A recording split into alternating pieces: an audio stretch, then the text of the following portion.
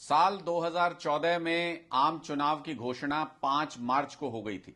साल 2019 में आम चुनाव की घोषणा 10 मार्च को हो गई थी। अमूमन अप्रैल मई के महीने में भारत में चुनाव होते हैं, आम चुनाव होते हैं, लेकिन इस बार अभी तक चुनावों के कार्यक्रम की घोषणा नहीं की गई है। चुनाव आयोग से एक चुनाव आयुक्त ने अभी अभी इस्तीफा दे दिया है, सिर्फ मुख्य चुनाव आयुक्त बचे हैं। और जिस तरीके से पूरा का पूरा कार्यक्रम डिले किया जा रहा है, उससे लग रहा है कि मोदी जी की चुनावी घोषणाओं के लिए समय दिया जा रहा है।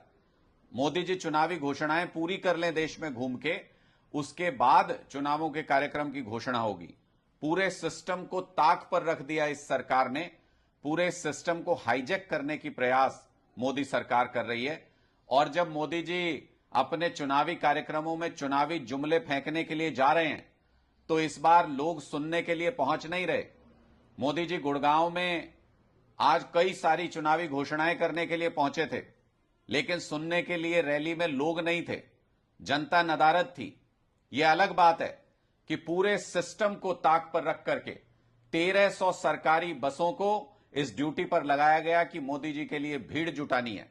जैसे अमित शाह जी जब आए थे तो हजारों बसों को उस टाइम भी सरकारी बसों को ड्यूटी पे लगा दिया गया कि पूरी तरह से भीड़ जुटानी है, लेकिन उसके बावजूद भी भीड़ नहीं जुट रही है।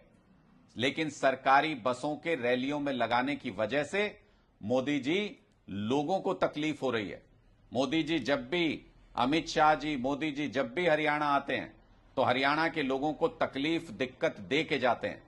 मोदी जी की रैली गुड़गांव में, लेकिन पूरे हरियाणा में आज सरकारी बसों की कमी से जूझना पड़ा। लोगों को आवाजाही में दिक्कत हुई, चाहे वो युवा हो, महिलाएं हो या बुजुर्ग हो, सबको आवाजाही में आज दिक्कत का सामना करना पड़ा।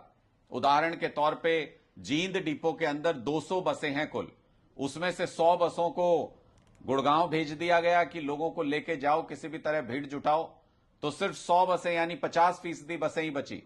इसी तरह से सोनीपत में, रोहतक में भी 184-85 बसें हैं कुल, उसमें से 75 बसें ड्यूटी पे भेज दी गई।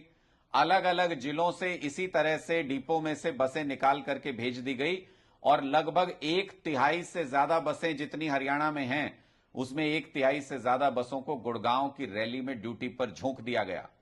ड्राइवर कंडक्टरों की ड्यूटी वहां लगा दी गई कि आपको आज लोगों की आवाजाही पे ध्यान नहीं देना है, मोदी जी की रैली में लोग पहुंचे इसके ऊपर ध्यान देना है।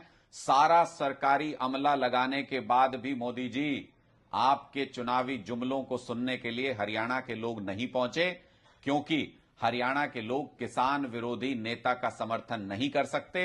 हरियाणा के लोग किसान विरोधी सरकार को सहन नहीं कर सकते। इस बार हरियाणा के अंदर 10-0 होगा, इंडिया जीतेगा, बीजेपी हारेगी।